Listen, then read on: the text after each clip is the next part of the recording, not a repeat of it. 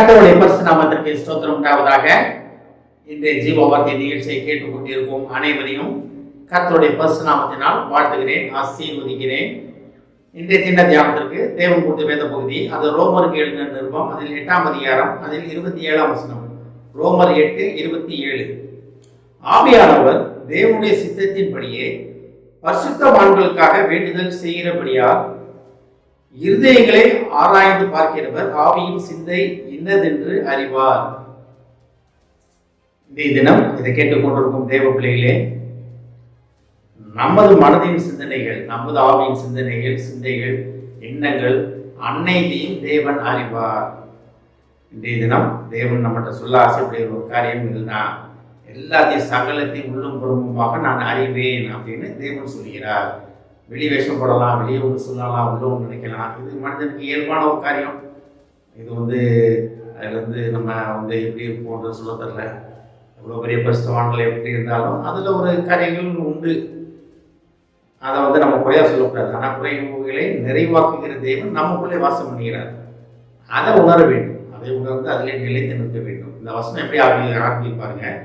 ஆவியானவர் தேவனுடைய சித்தத்தின்படியே பரிசுத்தவான்களுக்காக வேண்டுதல் செய்கிறபடியால். இப்போ பரிசுத்தாவியானவர் பற்றி சொல்லப்பட்டு இருக்கிறது. பரிசுத்தாவியானவர் என்ன சொல்றாரு? தேவனுடைய சித்தம். தேவனுடைய சித்தம் யாருக்காக வேண்டுதல் செய்வது? பரிசுத்தவான்களுக்காக வேண்டுதல் செய்வது. இந்த தினம் உங்களை நீங்கள் பரிசுத்தவான்களாக கேட்டால் என்ன சொல்லுவீங்க? நம்ம எல்லாமே பரிசுத்தவான்கள். அதில் நம்ம நிலைத்து நிற்க வேண்டும். ஆனால் அந்த பரிசுத்தத்தை தினந்தோறும் பாதுகாத்துக் கொள்ள வேண்டும். நம்ம இயேசுவின் ரத்தம் சிந்தப்பட்டதை உணர்ந்து அதுக்காக நம்ம ஆமாண்டவரே எனக்காக மறித்து அந்த சுவிசேஷத்தை நம்ம வாழ்நாள் அறிக்கை செய்ததை ஏற்றுக்கொண்ட அந்த செகண்ட் இருந்து தேவனுக்கும் பரிசுத்தம் நம்மகிட்ட விளங்குகிறது. ஆனால் அந்த பரிசுத்தத்தை பாதுகாத்துக் கொள்ள வேண்டிய பொறுப்பு நம்மிடத்தில் விடப்பட்டிருக்கிறது. ஆனால் தான் பரிசுத்தம் உள்ளவன் இன்னும் பரிசுத்தமாகட்டும் வேதத்தில் சொல்லப்பட்டிருக்கிறது. பணக்காரனாகட்டும் அவன் எப்படி ஆகட்டும் அப்படிலாம் இல்லை. பரிசுத்தவான் இன்னும் பரிசுத்தம் உள்ளவன், இன்னும் பரிசுத்தம் உள்ளவனாக இருக்கட்டும், பரிசுத்தவானாக மாறட்டுமா, இன்னும் தேவன் ஒரு பரிசுத்தம் நம்மகிட்ட இருக்கான்னா அது மிகப்பெரிய ஊழியக்காரங்களுமே ஒரு கொஸ்டின் தான். ஏன்னா அதை நான் அதை குறையா சொல்லலை. தேவன் ஒரு பரிசுத்தம் அப்படின்னா அதுக்கு ஒரு லெவலே கிடையாது. உலகத்தில் நமக்கு தெரிய உலகத்தில் பரிசுத்தமாக வாழ்ந்த ஒரே ஒருத்தர் இயேசு கிறிஸ்து ஒருவர் தான். யாருமே கிடையாது. எண்ணங்களில் பரிசுத்தம், சிந்தையில் பரிசுத்தம், செய்கையில் பரிசுத்தம், சகலத்தில் பரிசுத்தம் உள்ளவராக அவர் ஒருத்தர் தான் இருந்தார். ஆனால் இங்கே பாருங்க, ஆவியானவர் என்ன செய்து கொண்டிருக்கிறார்? அவரோட வேண்டுதல், அவர் நமக்காக வாக்கு கடமையாக பெருமூச்சுடன் வேண்டுதல் செய்கிறார் அப்படின்னு வேதத்தில் படிக்கிறோம். நான் செல்வது உங்களுக்கு பிரயோஜனமாக இருக்கும், ஆவியானவர் உங்களை சகல சத்தியத்தை உங்களை வழி நடத்துவார்னு இயேசுவின் வாயிலில் சொல்லப்பட்ட அதே ஆவியானவர் என்ன பண்ணுறாரா? தேவன்கிட்ட பிதாவிடத்தில் நமக்காக பரிசுத்தவான்களாக நமக்காக வேண்டுதல் செய்து கொண்டிருக்கிறார். அப்போ எப்பேற்பட்ட வாக்கியம் பாருங்க நமக்கு. அப்போ நம்ம பரிசுத்தத்தை பாதுகாத்துக் கொள்ள வேண்டிய பொறுப்பு நம்மிடத்தில் கூறப்பட்டிருக்கிறது.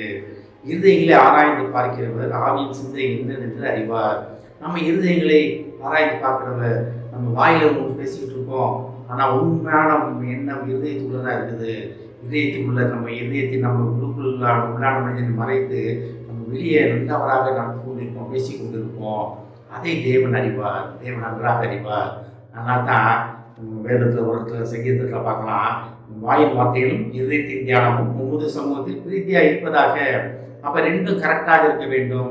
நம்ம மனதின் எண்ணங்களும் சரியாக இருக்கணும், அந்த எண்ணத்திற்கு ஏற்றபடி வாயின் வார்த்தைகள் வர வேண்டும்.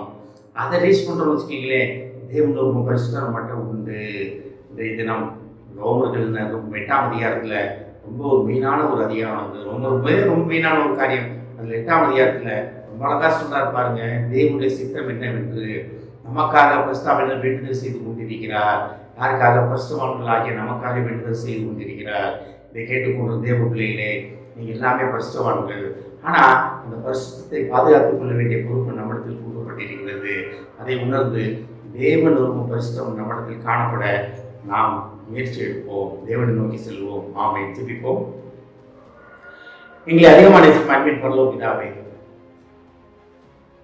பரிசுத்தம் தேவனிடத்தில் பரிசுத்தவான்களாகிய எங்களுக்காக வேண்டுதல் செய்து கொண்டிருப்பதற்காக நன்றி ஆண்டவரே. அப்படி வேண்டுதல் எங்களுக்காக செய்யும்போது எங்கள் இருதயத்தின் எண்ணங்களை ஆராய்ந்து அறிவார் என்று நாங்கள் தெரிந்து கொள்ள மாட்டோம். அப்பனை நீர் விரும்பும் பரிசுத்தம் எங்களிடத்தில் விளங்க நீர் எங்களை அழைப்பதற்காக நன்றி ஆண்டவரே. அதை உணர்ந்து கொண்டு புரிந்து கொண்டு நீர் விரும்பும் பரிசுத்தத்திலே நாங்கள் நிலைத்து நிற்க முடிவெடுக்கிறோம் அப்பா. கேட்டுக்கொண்டு ஒவ்வொருவரையும் ஆசீர்வதிக்கிறோம் அப்பா. ஒவ்வொரு குடும்பத்தையும் ஆசீர்வதிக்கிறோம் ஆண்டவரே. குடும்பத்தில் உள்ள ஒவ்வொருவருக்காகவும் நீர் வேண்டுதல் பிதாவினிடத்தில் வேண்டுதல் செய்கிற பரிசுத்தாவியானவரைக்குள் வாசம் பண்ணுவதற்காக நன்றி நன்றி நன்றி ஆண்டவரே. அதை ஒவ்வொருவரும் உணர்ந்து உமக்கு நன்றி உள்ள இதயத்துடன் இருக்க உதவி செய்யும் ஆண்டவரே. நீர் விரும்பும் பரிசுத்தம் குடும்பத்தில் உள்ள ஒவ்வொருவருக்கும் விளங்கப் போவதற்காக நன்றி ஆண்டவரே. அதற்காக நீர் அழைத்திருக்கிறீர் என்பதை உணர்ந்து அந்த நிலையிலே நிலைத்திருக்க உதவி செய்யும் ஆண்டவரே. ஆசீர்வதிக்கிறோம். இயேசுவின் மூலமாய் கேட்கிறேன் நல்ல பிதாவே, ஆமென். கர்த்தர் உங்களை ஆசீர்வதிப்பாராக.